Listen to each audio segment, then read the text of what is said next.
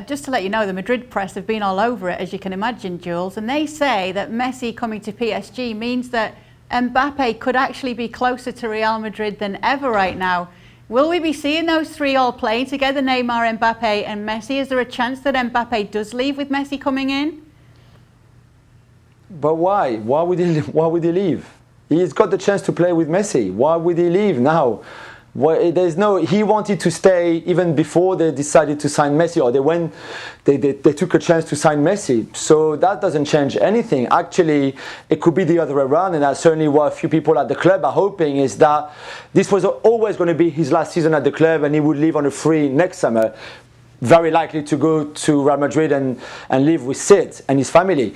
Now that Messi is there for at least 2 years, there's a feeling that maybe Mbappe would want those 2 years in Paris with Messi, because everybody wants to play with Messi. This is his chance. He's still only 22 years old, so he can play with Messi for 2 years, and after that he could still be on a free transfer if he just extends by 1 year's contract, which I think PSG would be very happy with, and then he would be going to Real Madrid on a free as well. So it's actually the other way around. This Messi deal doesn't push anyone out. The idea is very much that front three would be Neymar, Mbappe and Messi, and that have Di Maria somewhere there if you want to, but certainly not meaning that Mbappe would leave the club. No chance. Oh wow. Sid, I heard you chuckling there. Why? I was just chuckling at Jules trying to make me feel better by saying it's all right, you might have lost Messi, but you can have Mbappe and he can live in your house. I mean, he'll have to live in the garage. Yeah, you've got an extra room. We can find a space for him there.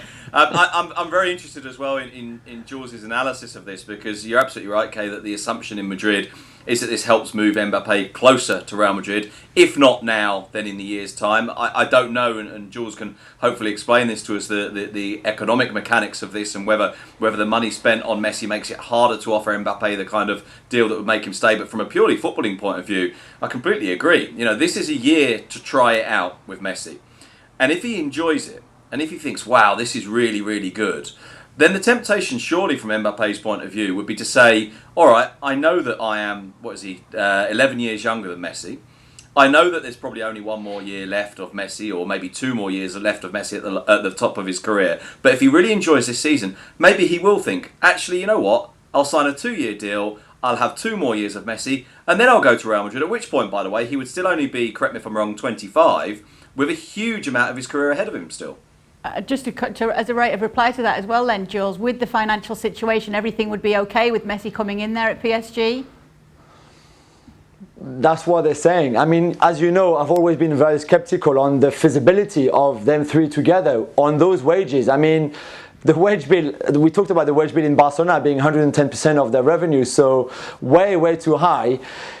If you pay Messi 40 million net a year, Neymar is on 35 or 36 actually million net a year, and Mbappe currently only on 20, but the extension on the table is to be at 35 as well. They will have to find more revenues, and they're certainly hoping that with Messi arriving, sponsors will queue at the door of the Parc des Princes to come and join the club, which I believe. I don't know how much revenue you can actually get in the space of a few months and a couple of years, but certainly you know that Messi will attract more revenues, more income, more sponsorship deal, more marketing deal, all of that. Of course he does. He on himself represented 30% of all of Barcelona's revenue, so he's not going to bring 30% straight away extra revenue to PSG, but you know that sponsor deal will arrive and will happen, new ones. So, but yeah, I'm also, I don't know how they will do this. I don't know where the money is going to come from or how, but they keep telling me that it's doable, so I have to believe them. Yeah, it does seem to be a year, obviously, where there are more allowances made with financial fair play, and it brings me back to La Liga. Is this it? Is it totally final? Or is there something that La Liga could do, maybe some leeway, because they're not being as flexible with their own financial fair play rules? Well, look, this is part of the reason why we've been in this situation for the last couple of months, and Laporta was very clear the other day in terms of the mechanics of this and saying that we made 2 offers to Messi, and both times we went to La Liga, and both times we thought that there was a chance that this would fit within financial fair play. And he even said at times we thought that there might be some flexibility. We also know that La Liga was under pressure from other clubs who didn't want an exception to be made for Messi, who didn't want the rules to be loosened at all, because the rules are there. And we knew that. And to be fair to Laporta, while it is true that he pointed the finger at La Liga a little bit in terms of saying, this doesn't happen essentially because the league won't allow us to, he didn't really blame them. He did say, we knew these factors, we knew these conditions, we knew these rules, we knew what the situation was, and it is our situation. That 110% just cannot happen, and you can't register a player, and that is our fault. And we tried to move others out, but that wasn't so easy. We tried to sort this situation out sooner, and that wasn't easy. And so I don't think we expect any flexibility now. At first, I must confess that when the original statement was made by Barcelona, it was kind of blunt and it was short, and it felt to me like an attempt to try and put the pressure on La Liga to say, this really could happen.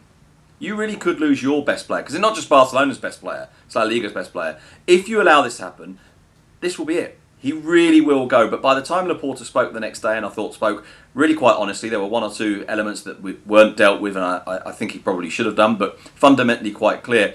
I don't think there was any hope from there. He left that little glimmer of hope in there when there was a couple of questions along the lines of, is there no way back? Could this not be fixed? What if Messi took a salary that was purely symbolic, effectively played for free? Could that be fixing it? And he said, well, look, we have to live in the real world. I don't want to generate false hopes. I don't want us to go into these hypothetical situations, because we know the reality of this, and the reality of this is this financial problem that we've got. And I think it's worth pointing this out, Kay, not least because you've focused this off the back of talking about whether PSG can do this with financial fair play.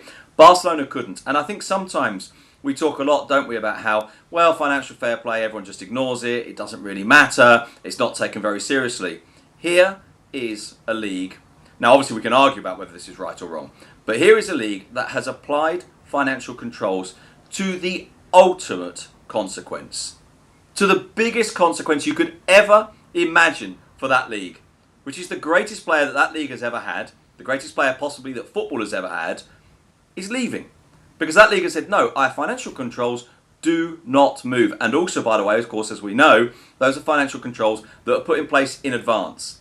They're not a punishment later on. It's not like they say, okay, Barcelona, do what you want, but if you break the rules, maybe in a year's time, we'll punish you, we'll put a fine on, maybe we'll kick you out of the competition for a year. No, it's, we do it now, and if you don't get under that limit that we set, because it's the league that sets it, not the club, you simply cannot register this player. Now, even within this, of course, had Barcelona renewed Messi earlier, while he was still part of the club, he needn't have been the player forced out. But because he's the last one in, and because he comes as a free agent, he is the one that doesn't get registered. Also, of course, because he's the one whose salary can make the biggest impact into that budgetary situation that they're in. But yeah, I think I don't want to celebrate this. I absolutely don't want to celebrate Messi going. But I think it is worth pausing a moment to think about the fact that these are financial controls taken so seriously that La Liga lost its best player. Thanks so much for watching ESPN on YouTube. And for more sports highlights and analysis, be sure to download the ESPN app. And for premium content and live streaming, subscribe to ESPN Plus.